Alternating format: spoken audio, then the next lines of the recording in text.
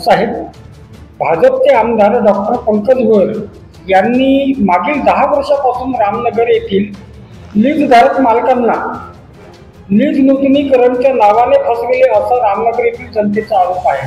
यावर आपल्या काय प्रतिक्रिया आहे, काय सांगाल आपण? नमस्कार, मी रवींद्र कोटमकर, साहसिक जनशक्ती संघटनेचा संस्थापक अध्यक्ष आहे। येणाऱ्या विधानसभेत मी अपक्ष उमेदवार आहे, म्हणून मी रामनगर लीजवर बोलत नाही। यापूर्वी सुद्धा मी रामनगर लीजच्या अनेक बातम्या प्रकाशित केलेल्या आहे। रामनगर जे लीज आहे त्यासाठी माझा तर स्पष्ट आरोप आहे की यासाठी आमदार पंकज गोयल जबाबदार आहे। त्यांनी रामनगर लीज फ्री होल्ड करून म्हणून 2014 मध्ये मुख्यमंत्री देवेंद्रजी फडणवीस यांनी शब्द दिला होता की जर तुम्ही पंकज गोयल यांना निवडून दिले तर तुमची निश्चितच ही लीज तुमचं रामनगर फ्री होल्ड होईल। परंतु आज 10 वर्षाचा कालावधी झाला, परंतु रामनगर लोकांचा लीजचा प्रश्न सुटलाच नाही।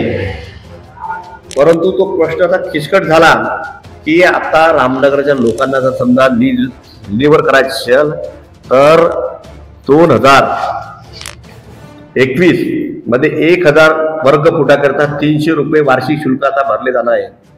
त्यामुळे एका भूखंडदाराला 60,000 ते 3 लाखापर्यंत ते 20 लाखापर्यंत तो प्लॉट त्याला नूतनीकरणासाठी खर्च येणार आहे।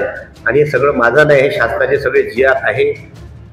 त्या GRला स्थगिती देण्यासाठी आमदारांनी प्रयत्न केला, त्याला स्थगिती मिळाली, परंतु जे स्थगिती जेव्हा उठवल तेव्हा त्या रामनगरवाल्यांना ते लीजसाठी 3 लाख रुपये ते 20 लाखापर्यंत रक्कम भरणार आहे। त्याच्यामध्ये जागेपेक्षा त्याला ते गाव सोडावे लागेल अशी परिस्थिती या भाजपा सरकारने आणली आहे।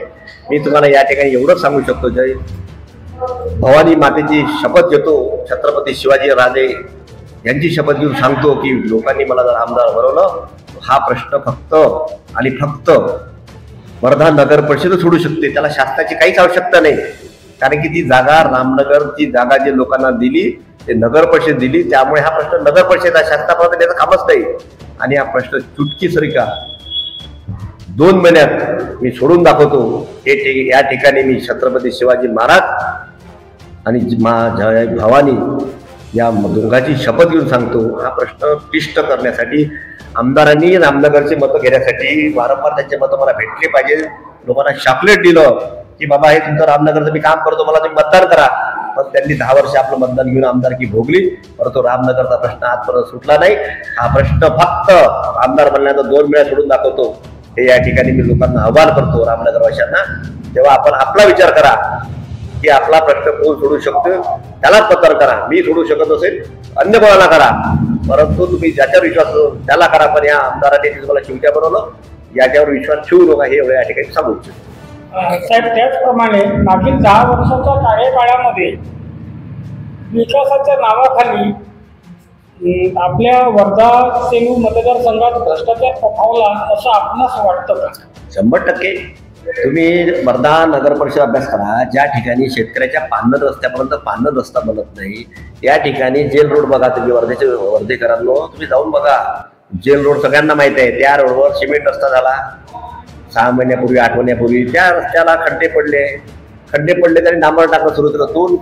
1 कोटी 79 लाख रुपयाचं त्याने डांबर टाकलं। कोणते डांबर सिमेंट रस्ता टिकत नाही, 4 महिन्यात 6 महिन्यात ते उकडून जाईल। एवढाच पैसा जर शेतकऱ्याच्या पांदन रस्त्याला केला असता खर्च किंवा खडीकरण केलं असतं तर तो रस्ता मजबूत झाला। हे सगळं आमदारांनी 10% निधी घेऊन हा पैसा वाटप केला, माझा असा स्पष्ट आरोप आहे। त्यानंतर तुम्ही सिव्हिल लाईन बघा, तिथे छोटे छोटे स्मार्ट लाईट लावले आहे, त्याला काय म्हणतात, एक फॅशन स्ट्रीट सारखी लाईट लावली की शोपीस लाईट। त्या लाईटची किंमत इंदोरच्या मार्केटमध्ये छोटा जो लाईट आहे त्याची मार्केटला 9,000 ते 10,000 किंमत आहे। त्या किंमत त्यांनी 500 रुपये किंमत वसूल केली आहे। ते ठेकेदाराला पैसे पण त्यांनी पेड केले। आता माझ्याकडे एस्टिमेट आहे, एक इंदिरा गांधीमध्ये ज्या पुतळा आहे आपला आरती चौक म्हणतात त्याला, जुना आरती चौक, त्या ठिकाणी बघा तिथे एक लाईट लावलाय मोठा, त्याला युनिटी ऑफ काय लाईट मला नाव माहित नाही, परंतु मोठा लाईट लावलाय। तो लाईट बघा, त्या लाईटची किंमत मार्केटला 9 लाख ते 10 लाखापर्यंत आहे। त्या लाईटची किंमत त्यांनी 57,910 रुपये वसूल केले आहे। हा एक भ्रष्टाचार आहे। स्विमिंग पूल हा 2 कोटीत बनतो, त्याच्या स्विमिंग पूल दुरुस्तीसाठी आमदारांना आतापर्यंत 6 कोटी रुपये खर्च केले। आमदार जिथे पैसे भेटते ते योजना राबवतो आणि आपलं पोट कसं भरेल, कमिशन कसं भेटेल, आधी नगर परिषदेचा शिव फक्त काय त्यांना एक कटपुतली बनवून ठेवलं नगर शिवला. कारण की आमदाराची चिठ्ठी आहे 10% आमदाराला भेटल्याशिवाय ते कुणालाच काम भेटलं नाही आतापर्यंत, आणि ते काम आमदाराच्या घरून वाटल्या गेले. यामुळे निकृष्ट दर्जाचं काम आपल्याला सगळं माहीत पडेल. शिवरची लाईन आणली, शिवर लाईन 130 कोटी रुपये खर्च केले, त्यांनी 500 कोटी रुपयाचे रस्ते फोडले, तर आजही ते शिवर लाईन सक्सेस नाही. ती शिवर लाईन ती गेली कुठं ते सुद्धा आमदाराला विचारा. या ठिकाणी कोट्यावधी रुपयाचा भ्रष्टाचार केला. मागच्या 2014 मध्ये आमदारांनी भरलं होतं उत्पन्न, ते त्यांना 5 कोटी का 6 कोटी होतं, आज 53 रुपये झाला, 8 कोटी 16 कोटी.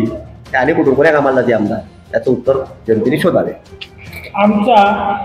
आमच्या चॅनलच्या वतीने आम्ही वर्धा सेलू मतदारसंघामध्ये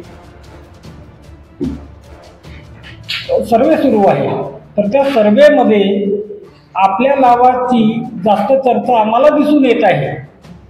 तर कदाचित जनतेचा मतरूपी आशीर्वाद आपणास मिळाला आणि विजयाची माळ आपल्या गळ्यामध्ये पडली, तर आपण सर्वात अगोदर वर्धा सेलू मतदारसंघासाठी काय करणार? सगळ्यात पहिले मी ज्यांनी भ्रष्टाचार केला त्यांना जेलमध्ये टाकला, पहिलं काम करणार.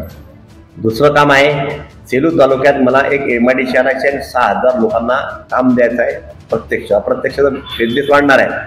तिसरं काम करणार आहे वर्धा जिल्हा, माझा सेलू वर्धा विधानसभा आहे, पण वर्धा विधानसभेसाठी मी काम करत नाही, त्याचा माझा काही स्वार्थ नाही.